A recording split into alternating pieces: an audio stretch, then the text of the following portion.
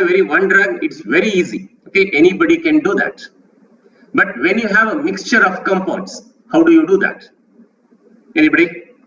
Just what do you think? How, if you have a mixture, or if you have a plasma, or if you have a, you can say, a formulation where there are different ingredients, how do you analyze that? Anyone? Okay, already you did your Form D and you can say the Bachelor of Degree. You learned so many things. So just share your what you understand from this, or how to do if you have a mixture of compounds. Okay. So here, that's why the definition of analytical chemistry, earlier it was only that identification of the compound. Now, as the different techniques are developed, where first you can separate your components. Okay, you can separate your components from the plasma or any other formulation components or any other biomaterials, and then you can identify. And not only identification, but nowadays you can do quantification also. It means you can separate, you can identify, and you can quantify. So this analytical chemistry involves all these three things. Okay, so you can say, so mainly it gives an answer. Okay, it gives an answer to what and how much. Okay, in simple words, if you want to say, it gives an answer to what and how much. So I think you know that what means, like it is qualitative analysis. Okay, so if you say, if you give some compounds and if you ask what is it, it means you have to identify the structure of the molecules and say what is this compound. Okay, so this is why they say, like anything, if you want to analyze, you need to first identify the structure, okay, or some physical property of the substance that is given to you for analysis. So from that analysis results, you have to come to conclusion what it is. Is it right? Understood now? The point here is, first of all, if you want to give the answer to what, you have to identify it. Okay, what it is. Okay, so identify the structure or the chemical composition or its some physical properties, and from that physical or chemical properties, you can tell what it is. Clear now? Okay, that is the first point. Second one is, it also gives the answer to how much. Okay, how much? So how much means it is quantitative analysis. So this will give you an idea about how much amount of drug is present, whether it is in the blood or whether it is the formulation or injection, anything you can take. Okay, so this is the major things that analytical chemist is doing. Okay, or any other analysis person is doing. Okay, so here, so what it is a qualitative analysis, and how much it is a quantitative analysis. Okay, clear for all of you? So here you can say it gives the answer to what, how much, and what arrangement. As I told, it is a part of qualitative analysis. What is the arrangement of different atoms or the structure of the molecules. So this is a complete use of this analytical chemistry. Now coming to the use, okay, means the application, where and all this analytical chemistry is used. Anyone? So what you like, you can just say like where this analytical chemistry is used. Anyone? Yes. Yes, in industry. Okay, industry. Yes, then labs, hospital. Okay, good. Okay, labs and industries. Okay. Okay, so you can say like you are telling only few you are aware of actually. You worked here or you know this, that's why you are telling. I will say analytical chemistry is used everywhere.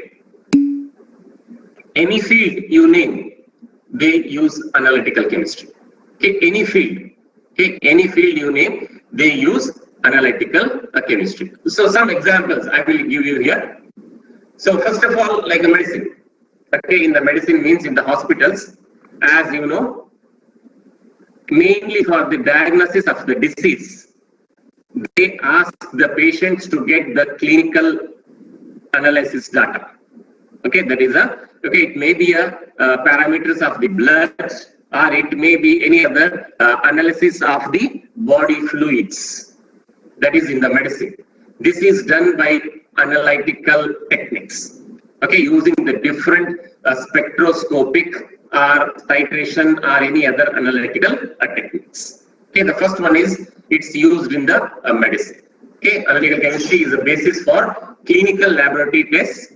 Okay, which will help in analysis of the diagnosis of the diseases by the patients, and also the progress. Okay, as you know, like in the beginning, like he has some abnormalities in the blood, so they will know abnormalities of the blood, then they start giving the treatment.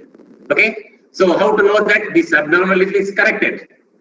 Okay, after a few days, they will ask you to get, depending upon your condition, actually it is, whether your condition is improving. Okay, they will know that it is going on or progressing properly. Okay, otherwise, like they need to change the medicines or whatever it is, then so they need to know the actual progress of the treatment. So that is done by this clinical laboratory tests, and all these clinical laboratory tests are done by analytical chemists using the different analytical instruments. And coming to the industry, as you mentioned, in the industry it is compulsorily required. Okay, any industry you name, okay, any industry you name, okay, they do use this analytical chemistry. So how they are, for what they use? Usually they analyze the raw materials. Okay, before using the raw materials, they check its quality, whether it is a good quality or whether it has some impurities or whether it is a bad quality. They check it using the different analytical techniques. And also the final product, okay, whatever the industry is making the final product, before sending it to the market or to the end users, okay, its quality is again checked. Okay, there is a quality control test done in the industry before sending the final product to the consumers. Okay, so this is also done by the analytical chemistry, analytical, you can say analytical laboratories. Okay, so it may be, you name any industry actually, you can say here, many household products, fuel, paints, pharmaceuticals, anything, it is, I am telling you in general. Okay, these are general applications. Then environmental quality, I think all of you know this also. Okay, how the environment is. Okay, is there any problem, is there any toxic gases in the environment? Or if you take the water, whether this water is useful for drinking or not. Whether this water contains any huge amount of, you can say, heavy metals, which are toxic to the body. Okay, all these things are analyzed by using the analytical instruments. Then coming to the food material, the nutritional value of the food. Okay, all this is done by analytical techniques. Okay, so simple example is, you might have seen the many food products on that. They will mention the nutritional value of this. Okay, what it contains and how much calories. I think all of you see this in the food products package. Okay, what it contains, like how much amount of carbohydrate, protein, fat, or any other cholesterol. Okay, or any other, you can say flavoring agent, coloring agent, how much it is, everything. Okay, that is written.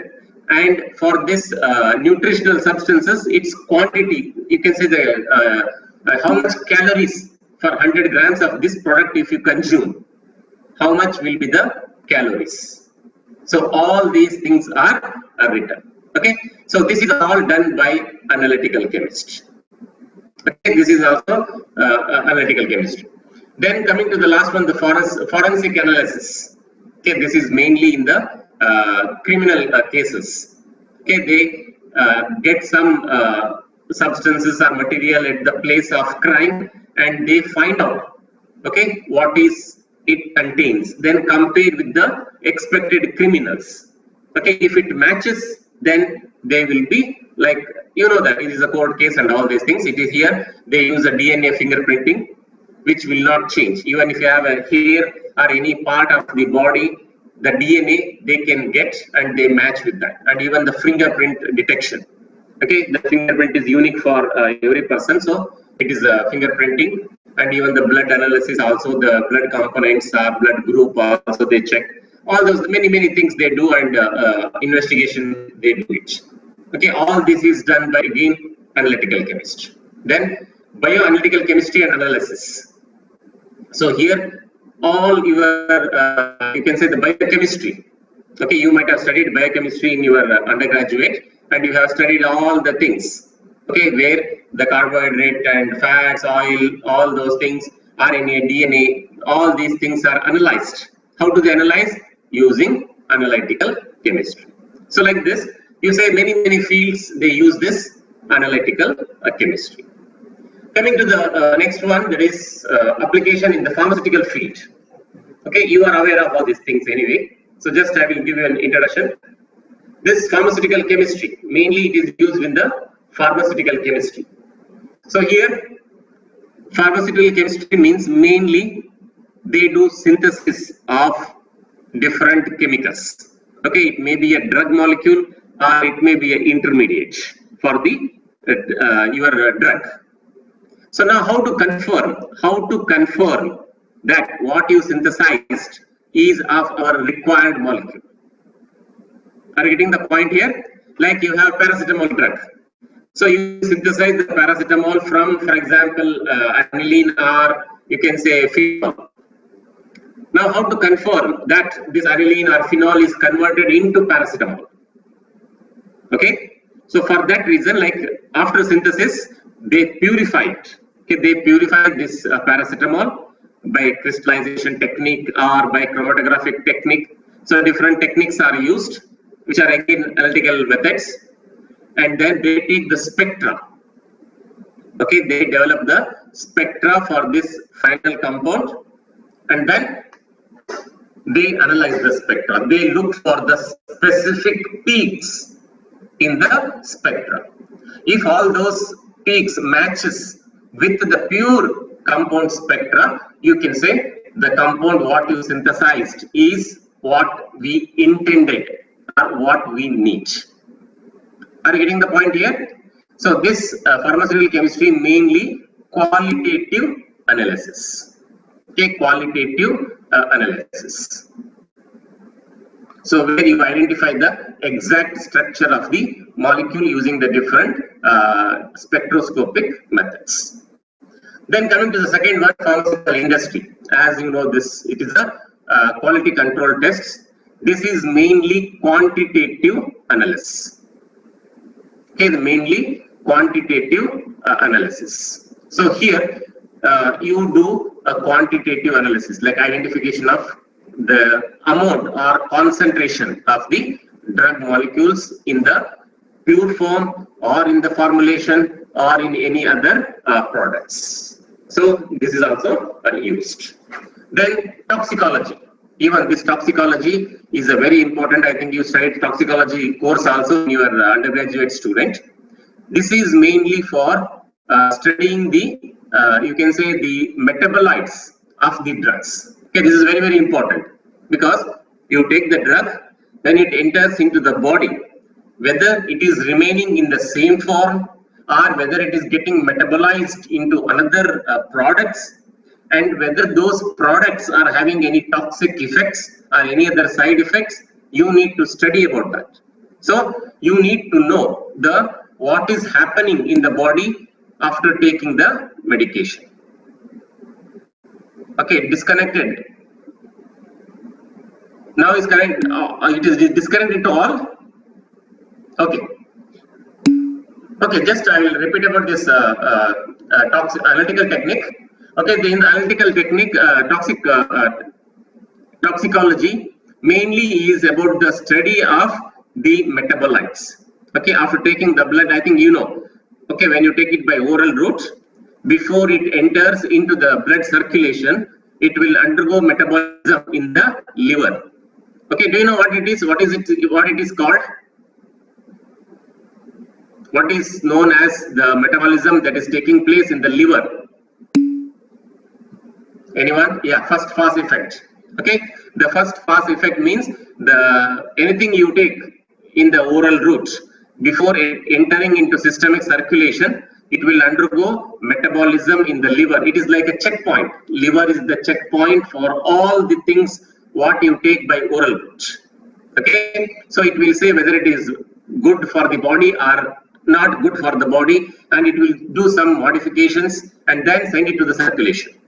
Okay, you know that it undergoes different chemical process.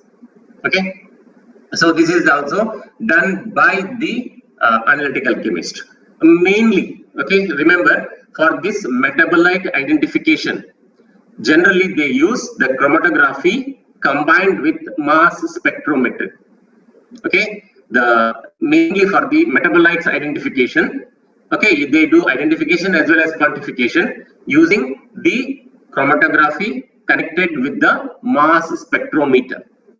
Okay, so the chromatography will separate all the components, and the mass spectrometer identify, okay, and quantify the metabolites. Okay, so that is the major technique used in the determination of metabolites.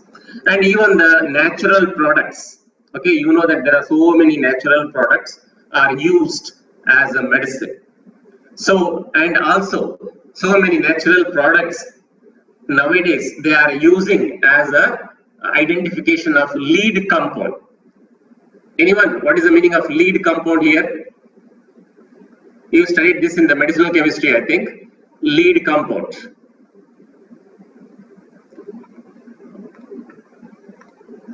Anyone? What is the meaning of lead compound? Okay, first one in the group. Okay. Okay, you can see here like this, the basic molecule required for showing some activity. Okay, the basic molecular structure required for showing the activity. Okay, that is known as a lead compound. So from that, they start developing the derivatives.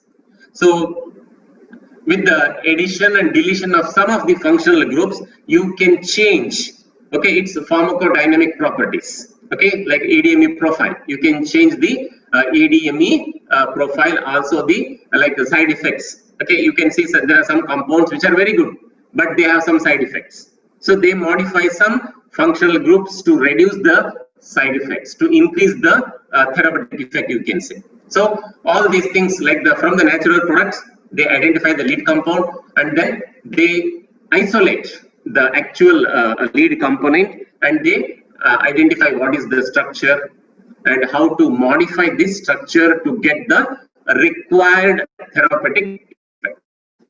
Okay, so all these things are done in the pharmaceutical field.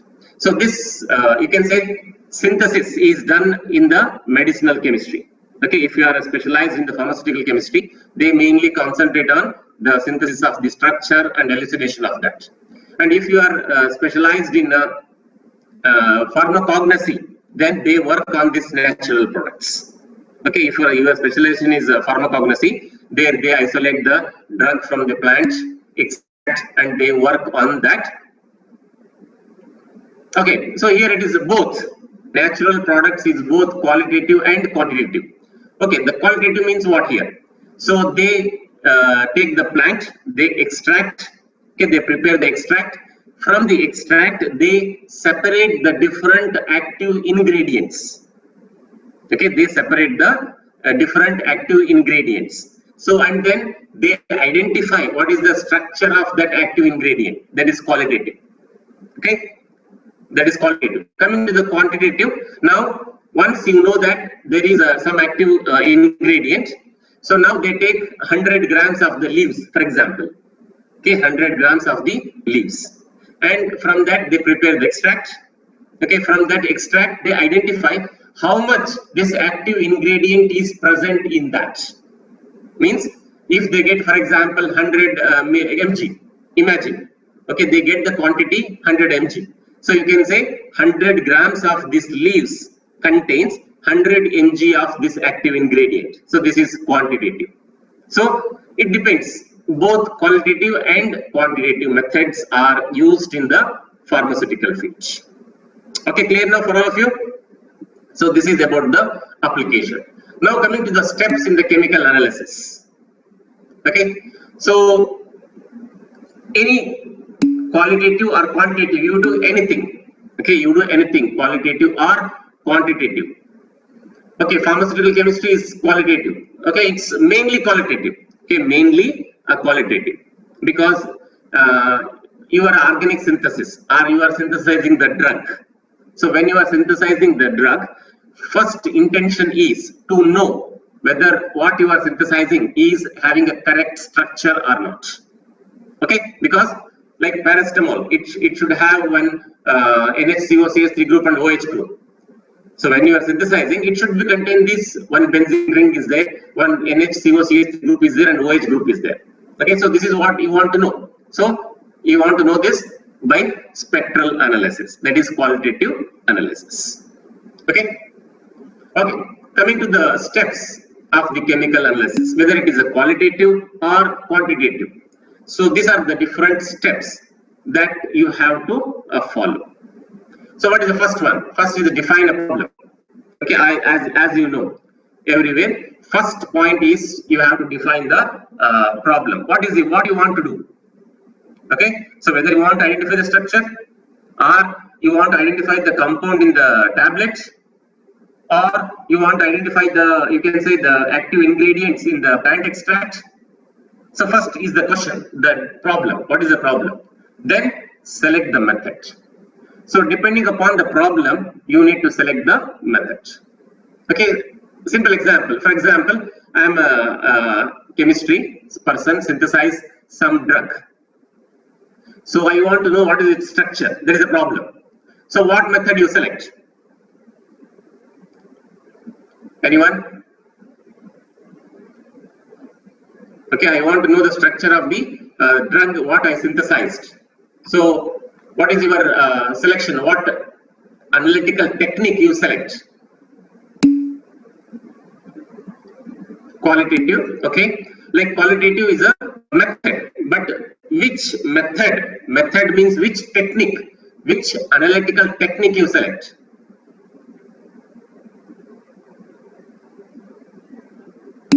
Are you getting my point? IR, okay. Okay, you can use IR. One thing, NMR, okay, very good. Okay, IR and NMR, it's still good. Mass, excellent. Okay, I think in the next in the interpretation I will explain you. So mainly, if you are going for a qualitative analysis, okay, you need to use IR, NMR, and mass, all the three different methods. Okay, so but the point is, if you know exactly what it is, then you can use any one of this and you can come to conclusion. Okay, you can use any one of this. If you know, like I am synthesizing paracetamol, for example. Okay, I am synthesizing paracetamol. You know what is the structure of the paracetamol, and you can select any one of these methods like IR, NMR, or the mass, and you can match, okay, that with the known spectra. Then you can come to conclusion. But if you have a totally new drug, you don't know what is the structure of that. Okay, whenever you have something new, then you have to go for all the three, because each one gives some very good information of some part of your organic compound. Okay, so that's why generally whenever you have a new compounds, you have to select all the three. Okay, get the IR spectra, NMR spectra, and MAR spectra. Then use all the three spectral information to come to the conclusion. Okay, so this is the second one. Then is the sampling, means the analysis for analyzing how the sample should be. Okay, getting the sample. Okay, so then once you get the sample, for different techniques you have to prepare the different preparations. Okay, for example, you have a solid sample. Okay, you cannot analyze a solid sample by UV spectroscopic methods or by NMR. Okay, so you need to prepare some solutions, or you have to convert them into some other forms. Okay, so like this, you have to use it. Okay, HPLC. Okay, this is also a very good technique for you can say qualitative analysis. Okay, qualitative and quantitative analysis, you can use it. Okay, HPLC, it is a chromatographic techniques. Okay, you can use this also. Okay, but not for structural elucidation. Okay, for structural elucidation, you need to have IR, NMR, and mass only. Okay, for identification, it's okay, fine. If it is a known compound, okay, known compound, and for qualitative and quantitative analysis of a known compound, HPLC is fine. Okay, then sample preparation means preparing a sample. For example, you want to measure the absorbance. Okay, so you have to prepare the solutions in some solvents, it is soluble. Okay, like that. So nowadays the instruments IR, for example, it is you can analyze the samples directly, your solid sample. Okay, you need not to prepare any solution. Okay, you can put directly the solid sample and you can analyze. Even the mass spectra. Okay, you can analyze your substance just dissolving in some volatile solvents. Okay, just like methanol or highly volatile components. Okay, highly volatile solvents you can use, prepare and inject directly. You get the mass spectra. Okay, like this, you need to prepare some samples. Then perform the any chemical separations required. Okay, as I told, if the compound is pure, then directly you can analyze. But if you have the component in different components, like it may be a blood, it may be a urine, it may be a plant extract, okay, or if it is some formulation, then you need to do some chemical separation. It may be some chemical separation, or nowadays they use liquid chromatography or chromatographic separation. Okay, as you told, this HPLC, it is a very good way for analyzing the different components. It's a multi-component formulation or blood, urine, plasma, anything. HPLC is the best technique for first initial separation. Then identification using your IR, mass, or anything like that. Okay, so this is also one of the techniques. Then perform the measurement, that is analysis. Okay, do the analysis. Okay, if you are doing the IR, take the IR of the compound, or if you are doing NMR, take the spectra of NMR. So once you have a spectra or you have a chromatogram, now calculate the results and report. Okay, this is the different steps of the analysis. Clear for all of you?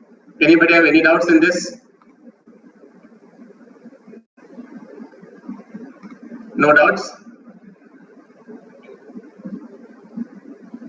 Okay, so I will give some 5 minutes break, then I will continue about the electromagnetic radiation. Okay, it's another 15 minutes only, not more, because if I just continue as it is, then it's difficult for you to understand also.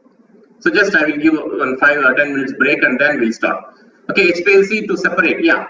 Okay, it's a very good thing actually. HPLC, chromatography, it is used for separation, identification and quantification. All the three you can do it. Okay, so how it is actually? So if you see this HPLC, okay, if you want a break, you can go. Okay, this is just a question answers for 5 minutes. Okay, you can just leave and come back after 5 minutes. So meanwhile, if somebody has some doubts, you can ask.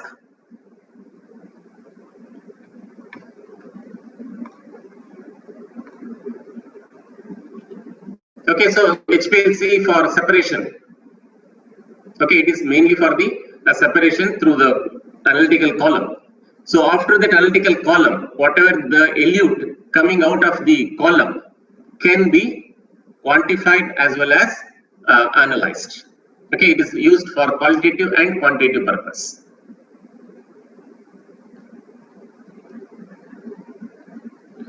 Okay, any other doubts? Okay, meaning here, as I said, meaning is it can be used for separation, identification and quantification, not only for separation.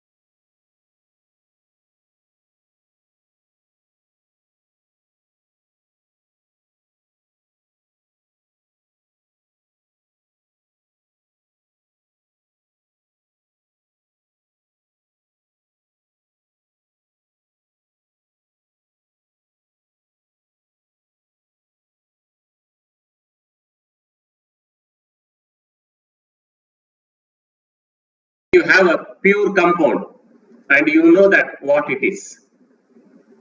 Okay, first point, when it is pure compound and you know what it is, it means like it is aspirin, you know it. Okay, and it is only one compound. Now you want to confirm, okay, whether it is aspirin or not. Then you can just go for only one method, or even, okay, even you can go for you can say the simple TLC, thin layer chromatography. Okay, and whenever you have a new compound, new molecule, okay, for example, you synthesized something new, okay, you want to confirm that structure, or you isolated one new drug from the plant extract, okay, you isolated one pure active ingredient from the plant extract, then you would like to know what is the exact structure of that active ingredient, then you need to go for more than one technique, that is IR, NMR and mass. Okay, because I think you know, IR gives only mainly about the functional groups. Okay, it gives the information about functional groups. Okay, and NMR gives actually the arrangement of atoms in the molecule. Okay, the carbon, hydrogen, all those things. And mass spectra, it gives exactly the actual molecular weight of the substance. So that's why usually you go for all the three methods for a new molecule. And if it is something extracted from the plant or synthesized newly, first time it is synthesized, then you can go for different techniques. Okay, so Doctor, you mean HPLC for separation, qualitative and quantitative? Yes. Okay, so HPLC is used for both all the three: separation, qualitative and quantitative analysis.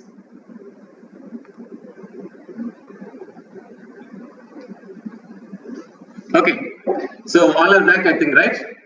We'll start with the next one. Anyway, I think all of you are aware of this. It is just a revision, you can say. Just recalling what you learned in your bachelor degree. It's very simple anyway, you are all aware of this. So, first of all, the fundamental principles of spectroscopy.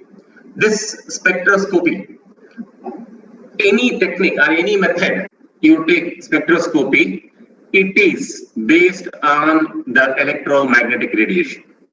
Okay, you have to use electromagnetic radiation for doing any spectroscopic methods of analysis.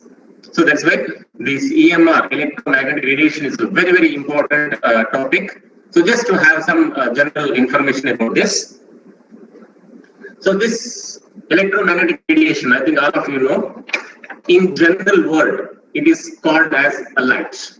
Okay, you can say just light.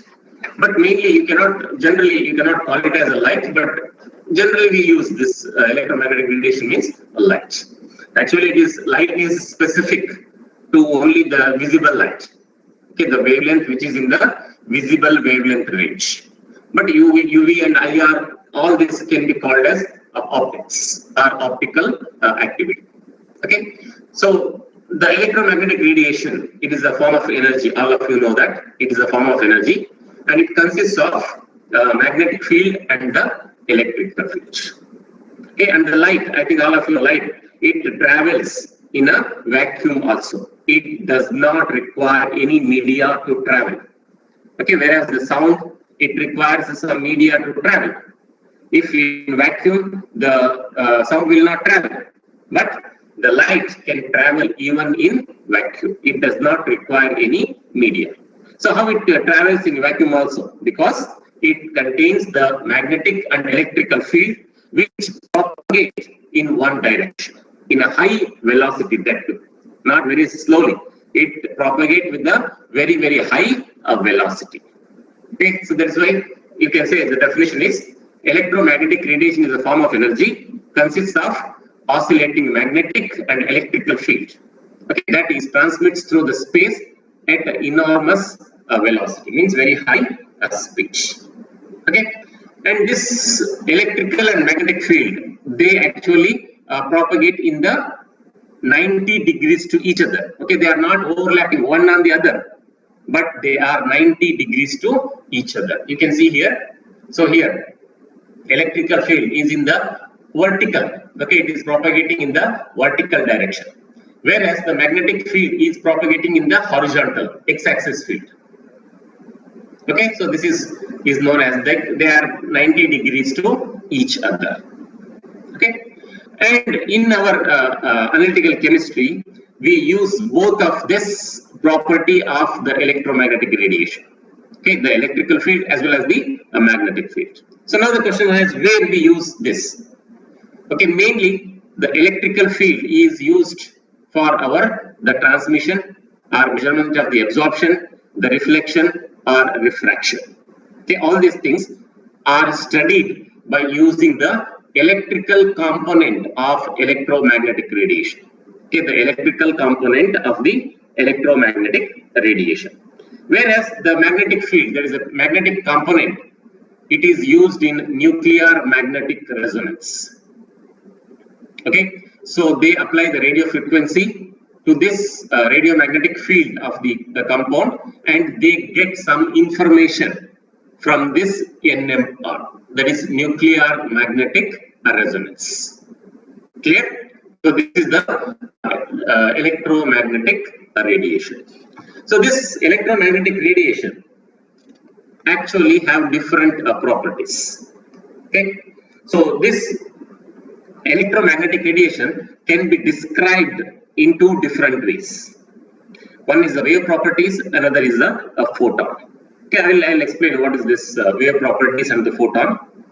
So generally, the electromagnetic radiation is described in the wave properties, because we have studied the electromagnetic radiation in the form of waves only. So if you see here in the earlier slide also, okay, if you see here, it's like a waves. Okay, so here one wave, two waves, three waves, like this waves only we studied. So that's why, and most of the times they use this wave properties to describe the electromagnetic radiation. So what are the different properties? There is a wavelength, frequency, velocity, and amplitude. Okay, these are some of the properties they use to describe the EMR. But this wave properties cannot be used always. Okay, it cannot be used always. Means mainly for measurement of absorption or emission. Okay, you cannot use the wave properties. What is the meaning of that? Why we cannot use a wave property? It means, like, for example, you have a sample, you pass the light through this sample. Okay, so some amount of light is absorbed by the molecule. Okay, some amount of light is absorbed by the molecule. So now, if you want to say how much amount of light is absorbed, you must know how much light you supplied. Are you getting the point here? So whenever you want to know how much light is absorbed, first of all, you should know how much light you are supplying to the substance. Okay, if it is a wave property, it is a continuous waves. Okay, so you cannot know. So that is why they consider this photon for measurement of absorption or emission of the light. So what is the meaning of photon here? Okay, the photon is nothing but it is like a packet of some waves. Okay, as I told, the wave properties, like you have a wavelength, you have a frequency. From that, you take some package, some part of the frequency or some part of the wavelength. That is called the photon. Okay, it is a discrete particle of energy, or you can say simply the packet of some waves. Okay, the packet of some waves.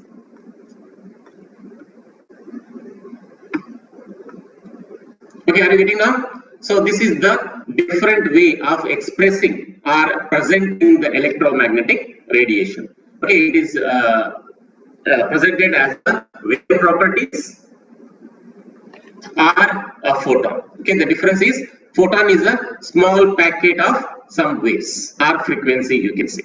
Okay, so that small packet will give you some energy. So if the frequency is more energy. If the frequencies are less energy. So like this, you can decide the exact quantity or energy of the photon.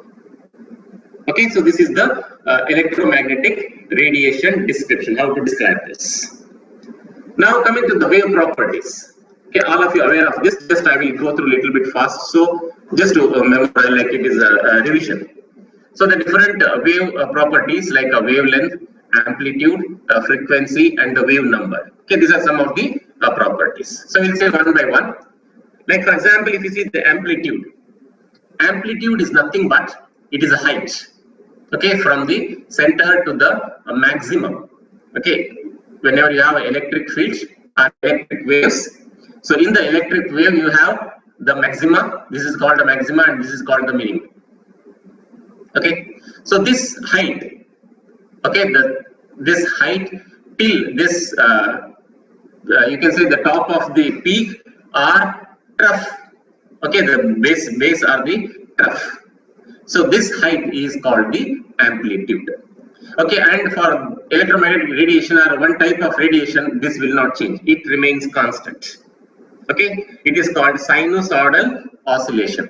Sinusoidal oscillation means it will have always the same height here. Okay, the maximum height will not change. Okay, so any waves if you take in this electromagnetic radiation, this height remains constant, amplitude. Okay, so then coming to the wavelength. Okay, as you know, wavelengths. Anyone can define wavelength?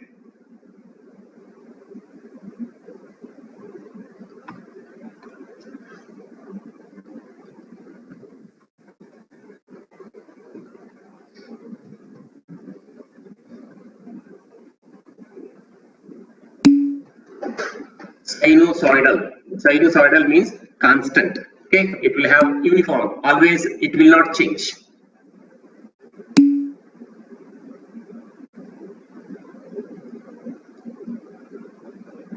Okay, the sinusoidal. Okay, that is a word used for indicating the height. You can see the type of waves which is constant or uniform throughout. Okay, anybody? What is the meaning of wavelength? You studied this in your bachelor degree. Okay, the distance of the adjacent maximum peak. Okay, so you can call maximum peak or minimum peak even. It remains the same. Okay, it is a distance between the two consecutive. Okay, or two successive. Sorry, the two successive maxima or two successive minimas. Okay, the two peaks. That is usually indicated by lambda. The symbol used for description of the wavelength is lambda. And what are the units? Okay, it is usually meter, centimeter, micrometer, nanometer, or angstroms. Okay, so what is a micrometer? Anyone? What is a micrometer? Okay, these are very important now because as you go on studying the other spectroscopic methods, we speak about the nanometer, micrometer, and all those things. Micrometer is 10 to the power of minus 6 meters. Okay, 10 to the power of minus 6. What about nanometer? Minus 9. What is nanometer? Yes, 10 to the power of minus 9. What about the angstroms?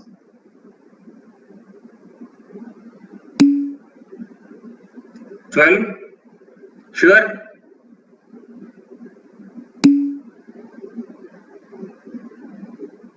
Okay, so it is 10 to the power of minus 10 meters or 12 centimeters, you can say.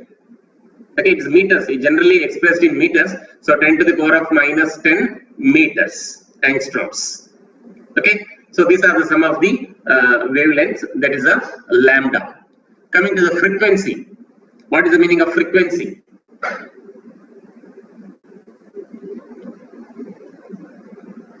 Anyone? The wave, the shape of the wave of the shape of the wave, yeah. Not exactly shape. It is not exactly the shape. I think you want something, but you are not able to get it. That's why you are telling shape.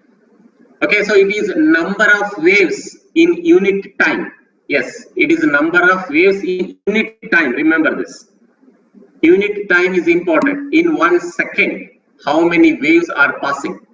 That is a frequency. Okay, it is a cycles per second. In other words, CPS, cycles per second, or it is also usually named as hertz. Okay, and the symbol used for using the frequency is nu. It is not V. Okay, looks like V, but it is not the V. It is nu. Nu, nu. Okay, it is like a slanted V. Okay, it is a slanted V.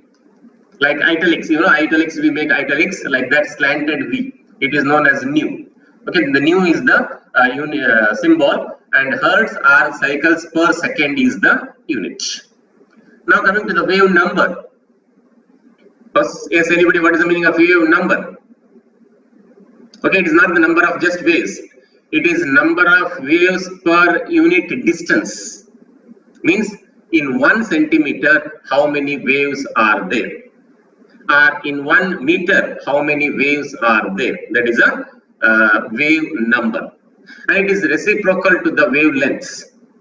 Okay, reciprocal means inversely proportional to wavelengths. Because if the wave number is increasing, means the wavelength decreases. The distance between the two maximas decrease. Okay, like for example, you have 1 centimeter. In 1 centimeter, you have, like for example, 1 centimeter, you have 5 waves. Imagine 5 waves. What will be the wavelengths? In 1 centimeter, 5 waves. Yeah, number of waves per unit distance. Okay, number of waves per unit distance is the wave number. So now, for example, you have 1 centimeter and you have 10 waves. What is the wavelength? Anyone?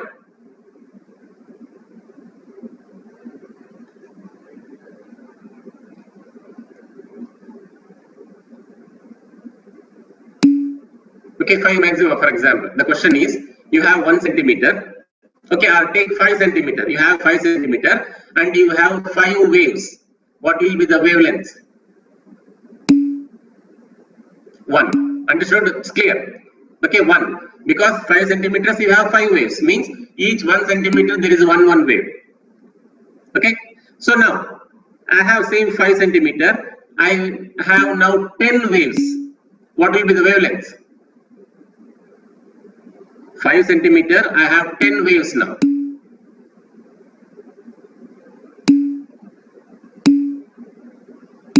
I am asking about the wavelength. 10 waves in 5 centimeters, 10 centimeters. 5 waves, 10 waves in 5 centimeters. 0.5 is the correct one.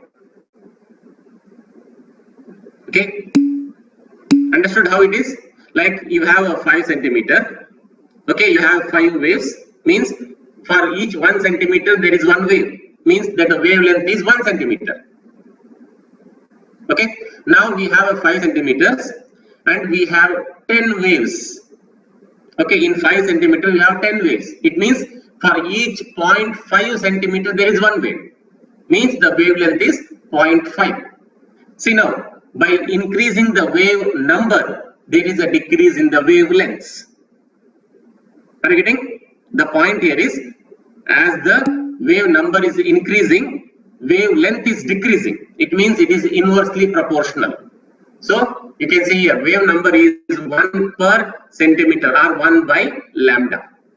Okay, why is 1 by lambda? Because it is inversely proportional. Okay, and there is one more important concept here. The product of wavelength and frequency is always constant. Okay, you take any electromagnetic radiation, the product of the wavelengths and the frequency is a constant. Okay, so just to explain this, okay, you know this frequency is number of waves per unit second or the time, and wavelength is the distance between the two peaks. Now imagine, okay, in 1 second, okay, 8 oscillations or 8 waves are passing. The frequency is 8 in 1 second. Okay, and the you can say the wavelength is 1 centimeter. Okay, the wavelength is 1 centimeter.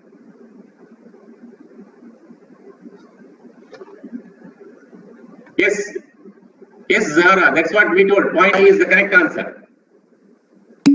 If we have 5 centimeter and the 10 waves, then the wavelength will be 0.5, right? You are perfectly right. Okay. So now the next one is the product of the wavelengths and the frequency is constant. So what is the meaning of this?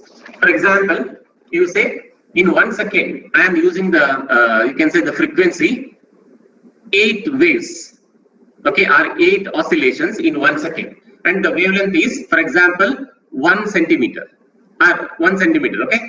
Wavelength is 1 centimeter. What will be the product of the wavelength and frequency now? That is, frequency is 8 and the wavelength is 1. What will be the answer? 1 into 8 is 8. Clear now? Okay? Okay. So now, I will change the frequency to 4. Okay, the same time. Okay, the same time. 1 second, for example. Earlier, I passed 8, you can say, waves. Now, I pass only 4 waves. What will be the wavelength now?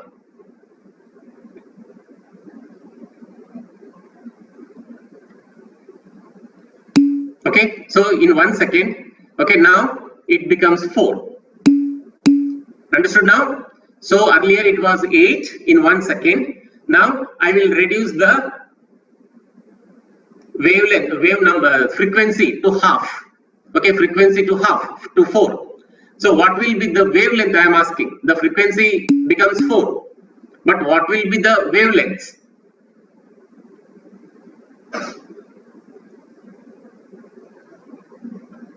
See here, I am decreasing the waves, number of waves I am decreasing.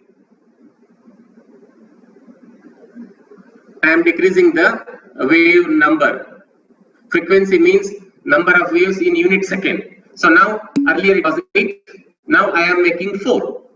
Now my question, earlier when it was 8, the wavelength was 1 centimeter. Now I reduce the waves to half, that is 4. What will be the wavelength?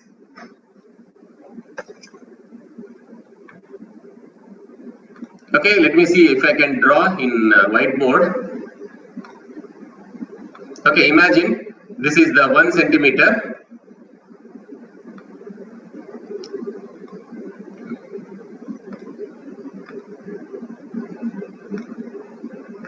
Okay, I will not draw this. Okay, so this is the one. Now imagine this is a 1 in 1 centimeter. I am making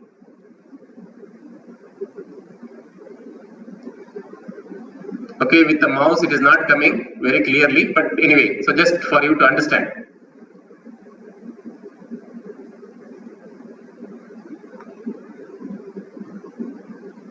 Okay, imagine the line is here. There are 8 waves. Okay, there are 8 waves. And each one is 1 centimeter. Okay, the wavelength is 1 centimeter. Okay, now what I will do? I will reduce the waves, the frequency. I will reduce the frequency to 4.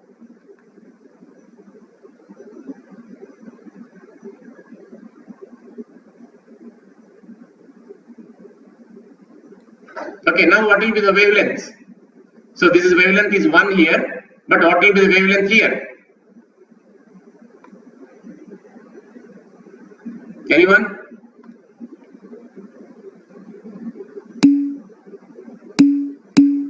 Okay, some of you are writing 2. Understood now?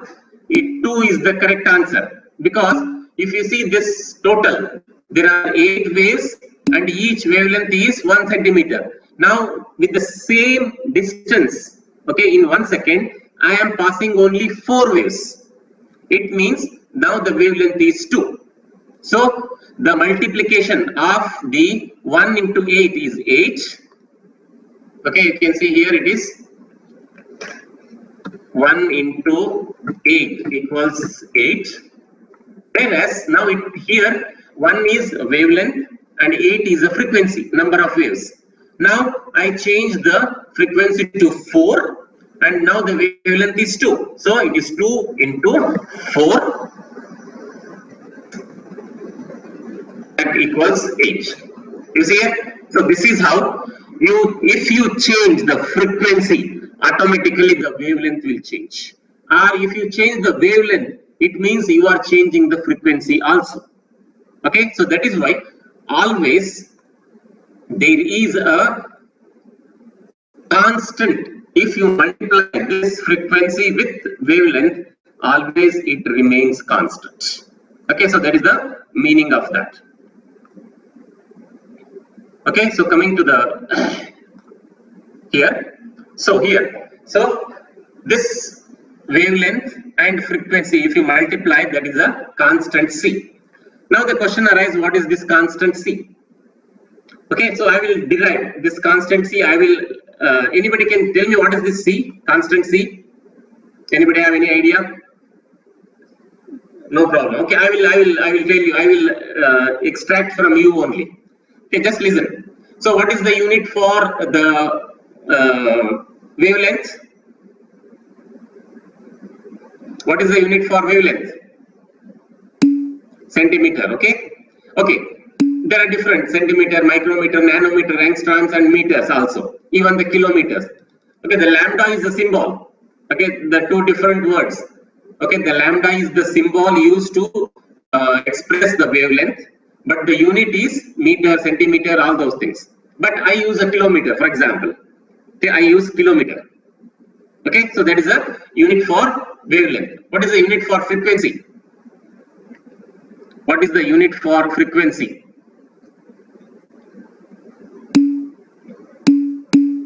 Hertz, okay. One more unit. One more unit. Cycles per second. Okay, cycles per a second. So the lambda is the wavelength, that is kilometers, and this wavelength I use cycles per second, and I change the seconds into kilo. You can say hour. Okay, seconds, minutes, or hours. Okay, I use cycles per hour. Getting? C is a constant. I will tell you what the C is, constant, what it is. I will extract from you only. That's what I am telling. So here, lambda unit is kilometer. I use because you can use as meter, centimeter. It is a length. Okay, I use kilometer. And frequency, it is a cycles per second. Okay, the second. Instead of second, I use minutes or hour. Okay, I use hour.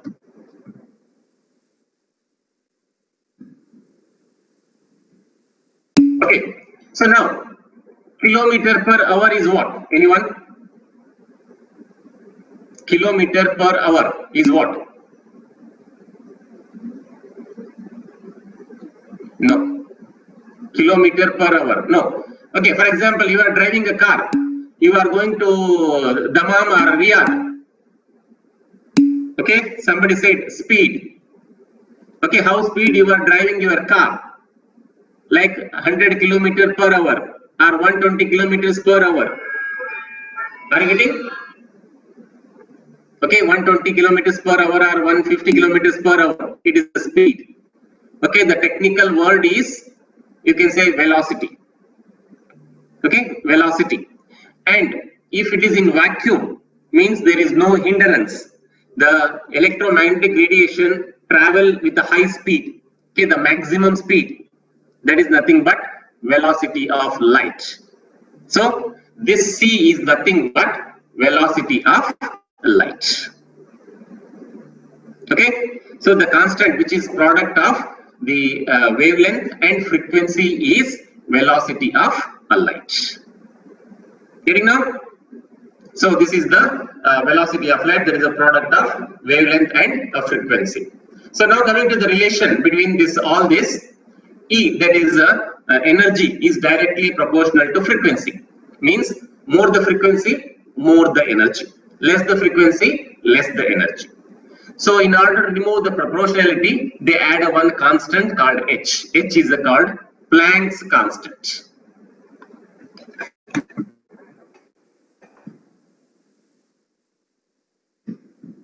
Okay. the Planck's constant. Okay, the Planck's constant, it is a proportionality constant. Okay, so E is equal to h nu.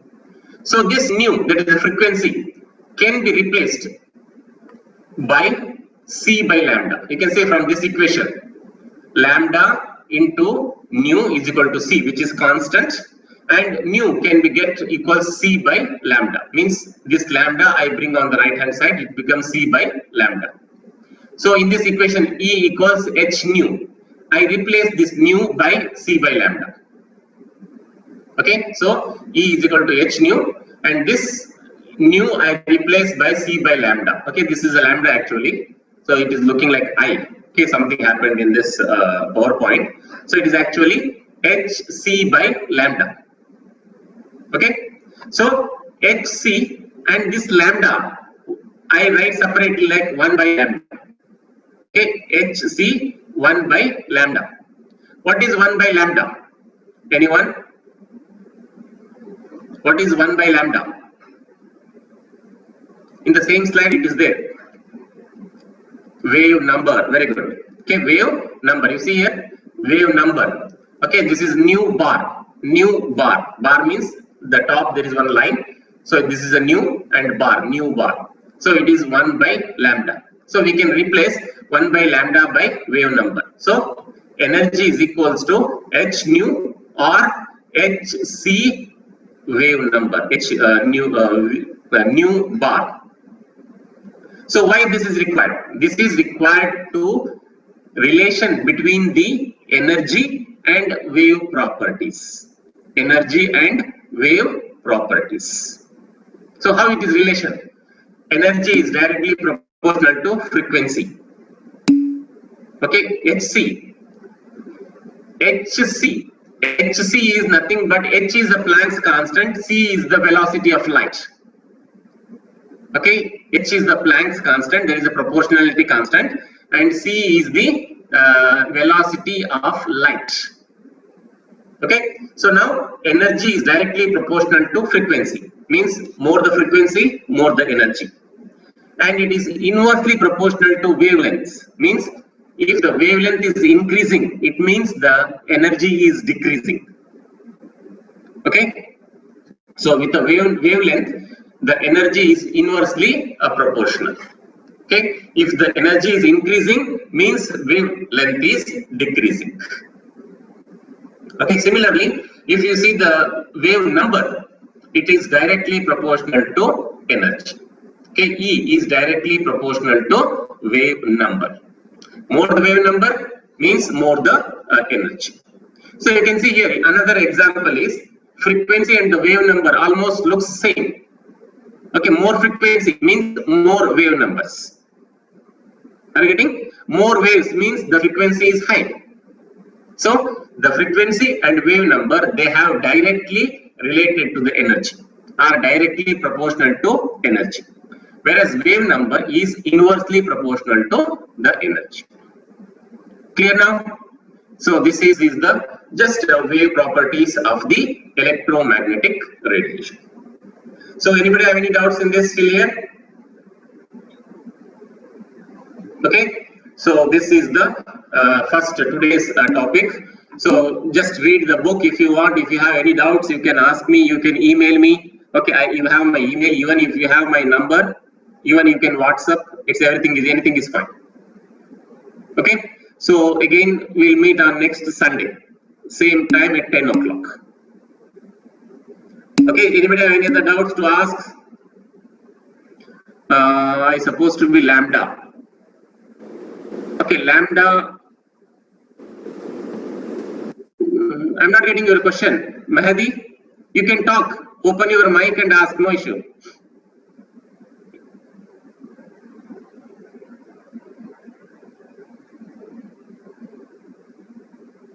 Yes, Mahdi?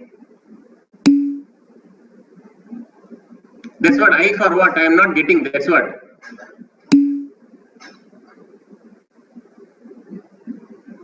H I told it is a Planck's constant. Planck's constant. It is also called proportionality constant. Okay, how can I know? It is a fixed amount. Okay, it is a fixed amount. Okay, this constant is a fixed amount. Okay, because this is a big value, I did not actually mention it. If you want, I can get you the Planck's constant value.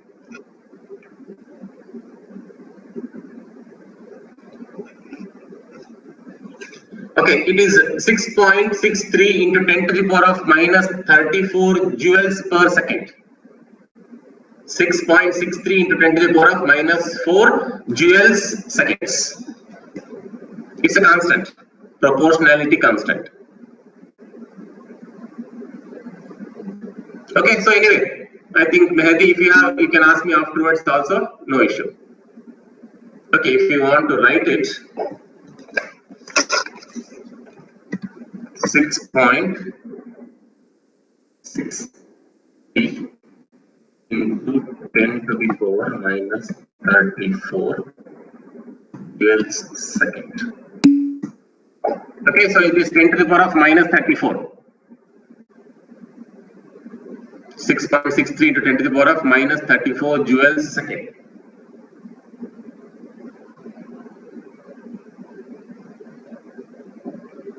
Okay, anything else?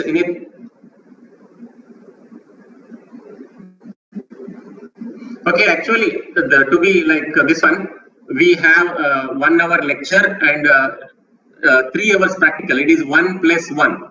1 credit hour lecture and 1 credit hour practical. It is actually 3 hours. But anyway, the 3 hours we use whenever there is a wet lab. Okay, whenever there is a wet lab, we need 3 hours. Otherwise, for discussion or interpretation, if we need like 1.5 to 2 hours, we can use that much. But whenever the lecture, too much lecturing is also like you cannot understand anything. So that's why whenever there is a full lecture, I take only like 2 hours maximum, not more than 2 hours anyway. But when your lab is there, so you need to stay for almost like 2 to 3 hours in the lab. Remember this.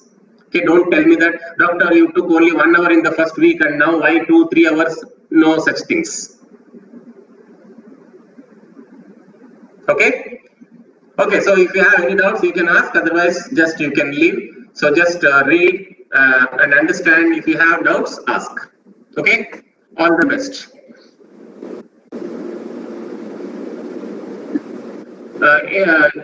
You can say phone number, WhatsApp. WhatsApp is better. Or if you have any things to send it, email is the thing. You can use anywhere. Regularly, I check both email as well as the WhatsApp. Okay, anything is fine.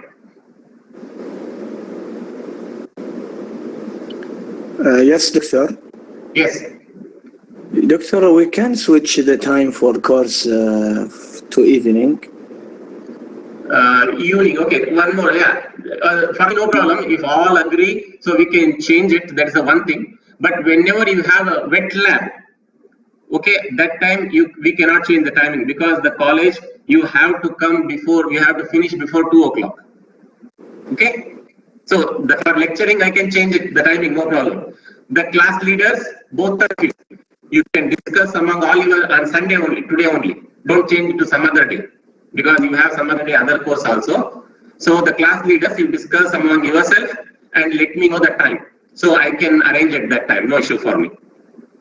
And doctor, we need to attend the practical one time every week or after? No, one time every week. It is it is a maximum 7 weeks, you can say. Out of 15 weeks, 7 weeks you have to come to the lab. 7 weeks. Yeah, 7 weeks. Thank you. Okay. Okay, so the class leaders discuss and let me know the time.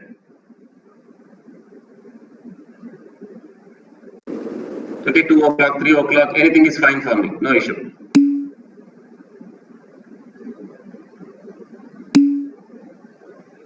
Yeah, once weekly in the morning, yes. For practical, as I told, if the college would have been there, I would have called you every week. But now as there is a COVID, we will arrange it after 7 weeks. Okay, we will not now do any wet labs. We will do wet labs after 7 weeks. So that time you have to come to the college in the morning, before 2 o'clock. We have to finish the lab before 2 o'clock.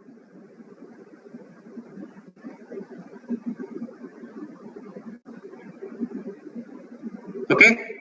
Okay. Thank you. If you don't have anything, then I will leave.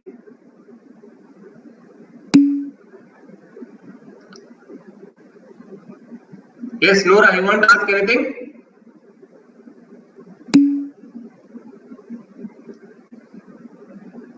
Okay, if you want to ask anything, you can just open your mic and speak, no problem.